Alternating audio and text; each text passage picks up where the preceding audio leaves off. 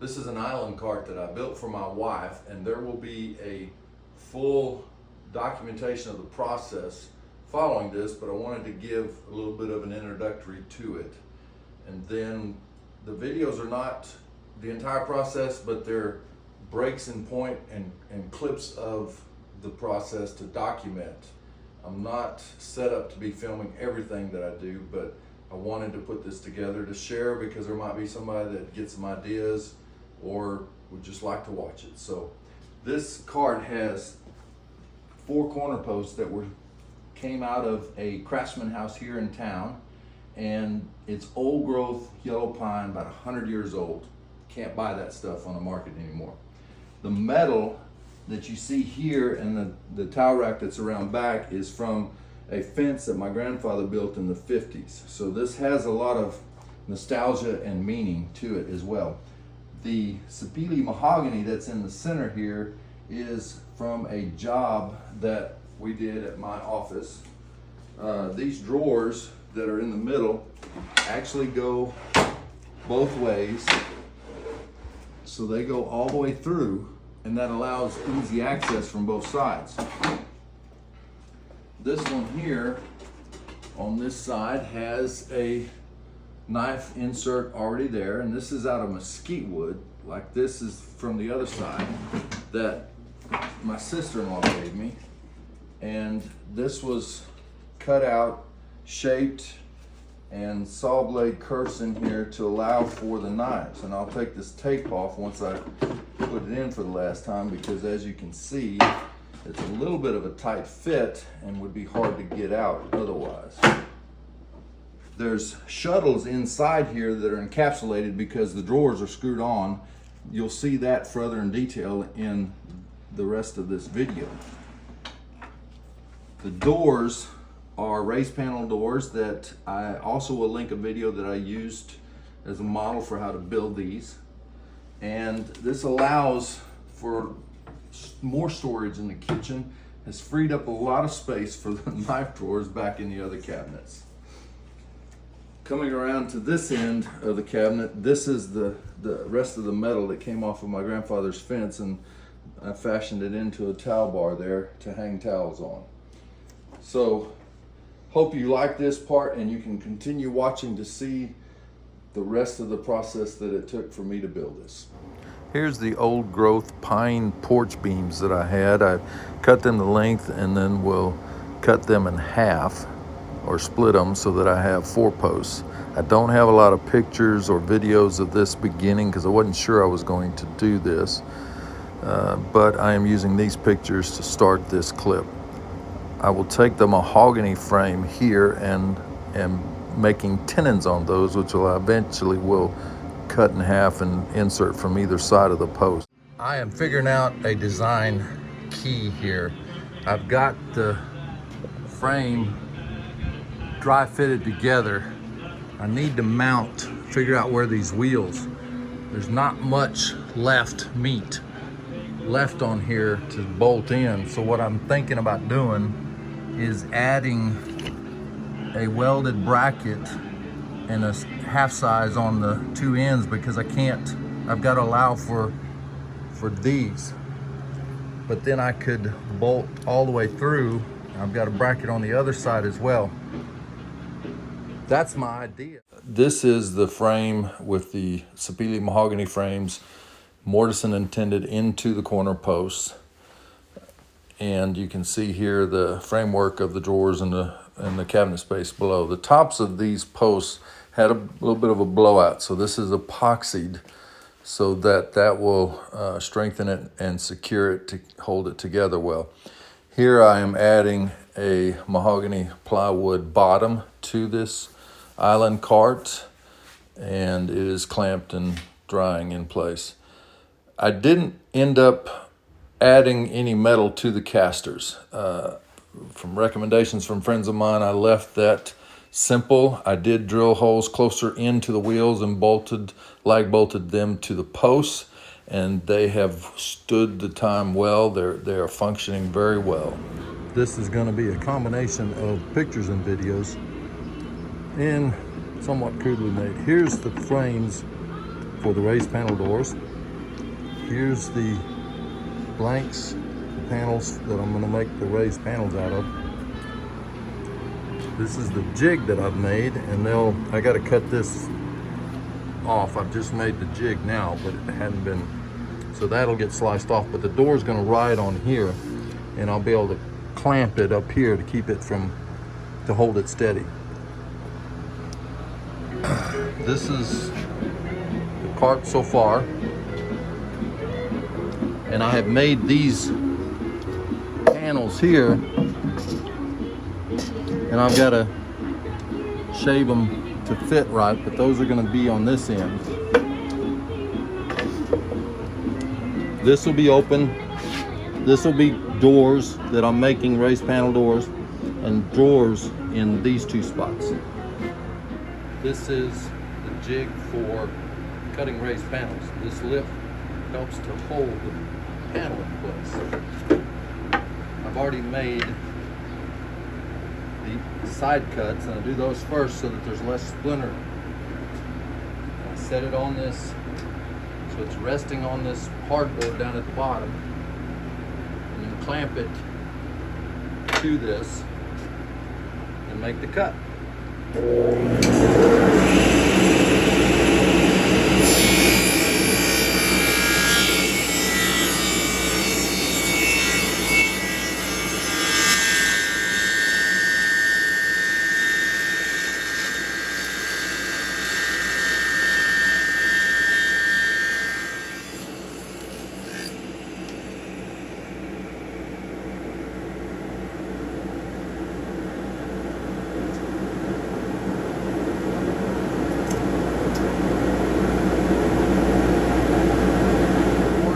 Mounted now, and there's a magnetic catch on either one of these to hold them shut. The island cart is up on the table saw right now because I've been going through putting pinholes in, using a jig to put pinholes in so that I can put shelves in later, both in the open end and in the closed end with the doors. I missed one, went back to drill it and got it drilled wrong, so having to plug that one. So made a few mistakes on this, but fixable ones. This screen is in. I've got the middle partition in, and this is where I need to make the rail and the shuttles, and then I can start making the drawers after. Then I'll know what size to make the drawers. So this is gonna be a two-way drawer. And this outside screen here that's going up here, I'm gonna need to cut a relief out of the back so that I can do the same that I'm over here.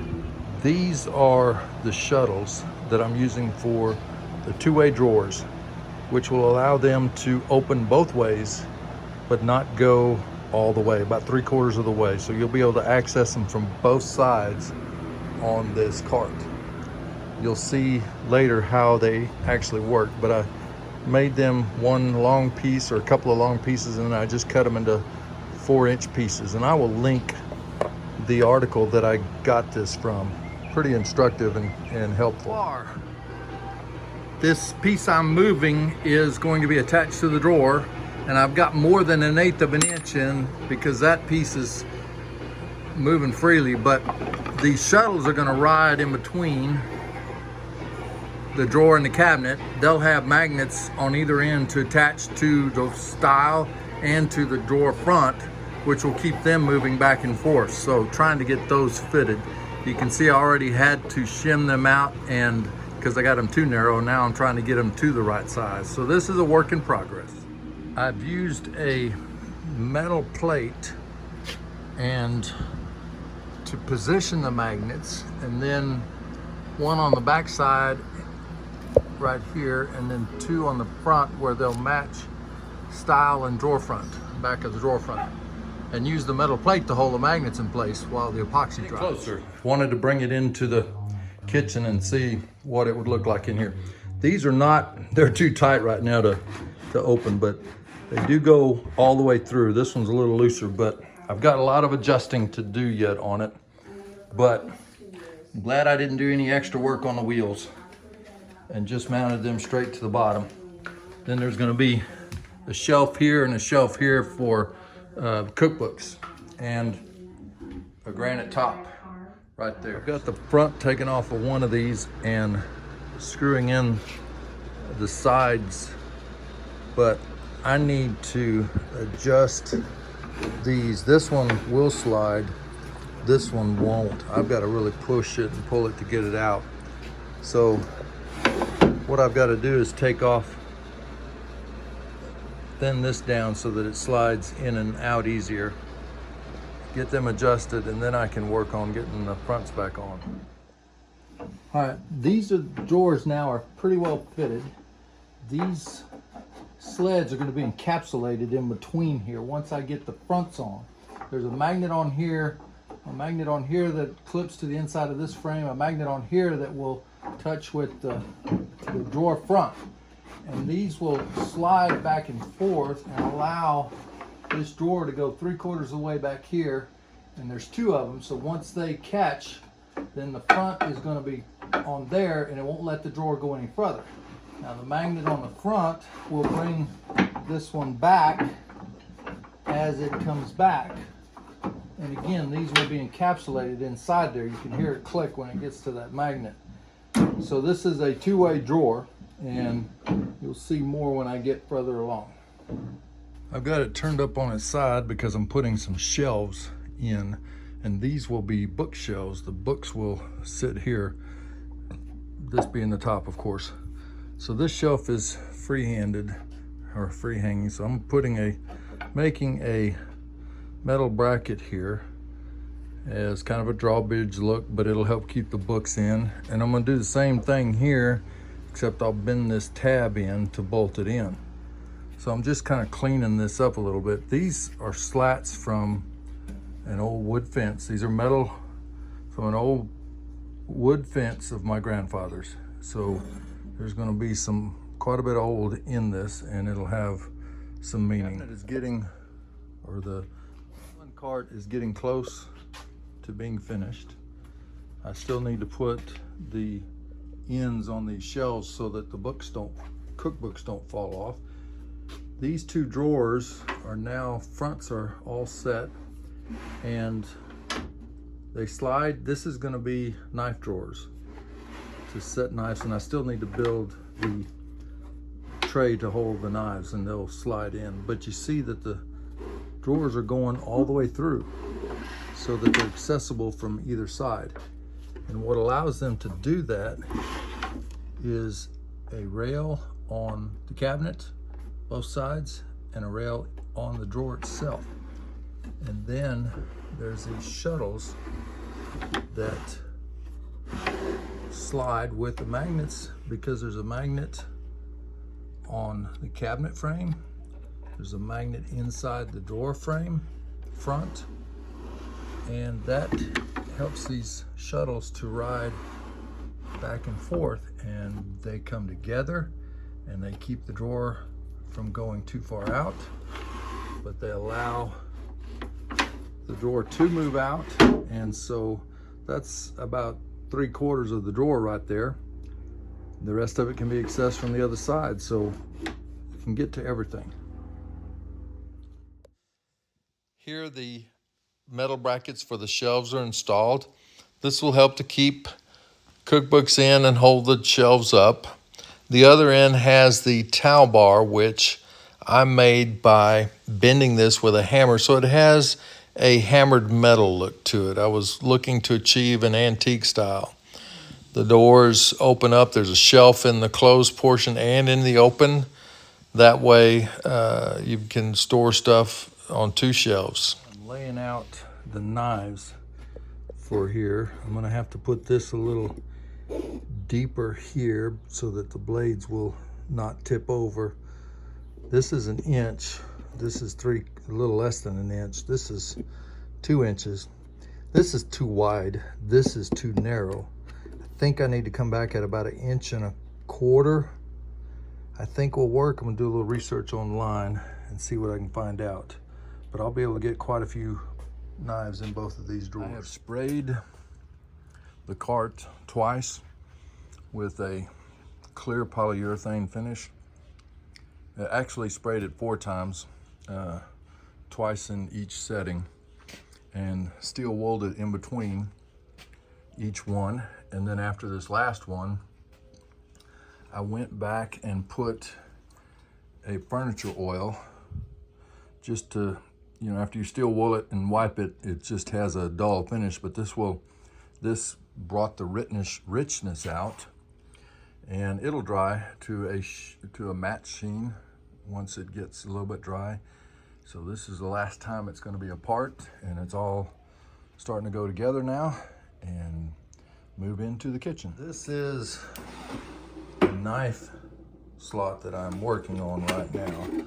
I've got the prototype worked out. This is scrap plywood that I've used to figure out what I'm gonna do. So I know this will work, and I like this style because I can put longer knives back here and the blades go all the way to the front. I can put shorter knives up here.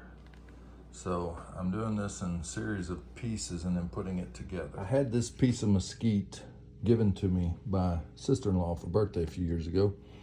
Not everybody appreciates a gift like that, but I do, and I chose to use it to make the knife drawers out of, or the knife insert for the drawers. And this one, I knew it had a branch going through the middle of it, and I wasn't sure, but as I cut it up, you know, that's quite a bit of pieces coming apart. And as I started cutting this out, you can see that this is loose here, so that came loose. So as I go further with this, which here's the pattern for the knife drawers, and as I go to cut this out, this is going to start to fall apart even more. So I am going to epoxy this together. This will be my first real time to do any epoxy work. And I have seen on Chris on A Glimpse Inside and Andy Rawls and quite a few others talk about this epoxy by Total Boats. So I'm going to give that a try. In order to keep being able to use this wood, I am filling in where the cracks are from this limb that was going through this piece of wood. And you can see it right here in this chunk here. You can see the limb and the hole, and that way this epoxy will keep it together, and then I can cut the profiles out, which are these right here.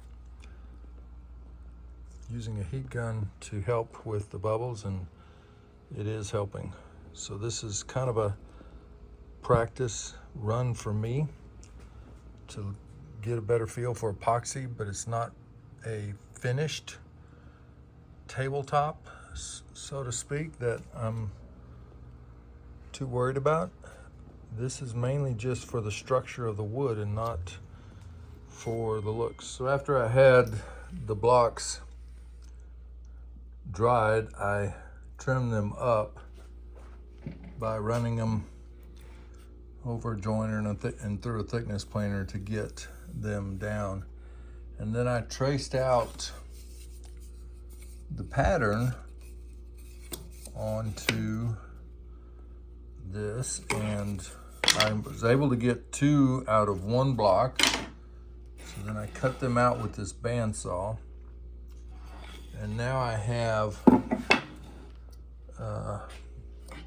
them all cut out. Sorry for the back and forth there.